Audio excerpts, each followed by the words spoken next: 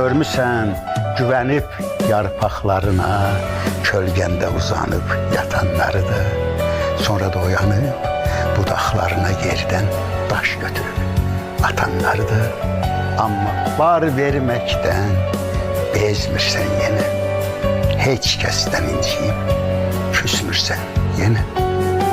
Adam barmağına tikan batanda çiçəkdən küsürmü, sən də küsəsən. Ağac budağından yarpaq qopanda küləkdən küsürmü, sən də küsəsən. Sən bir ağac kimi budaqsan, kiminə açılan yaşıl bucaqsan, kiminin evində yanan ocaqsan. Fərqi yox, lap əli baltalı olsun. Kim səndən nə qırıb aparacaqsa, qoy elə bu başdan halal olsun.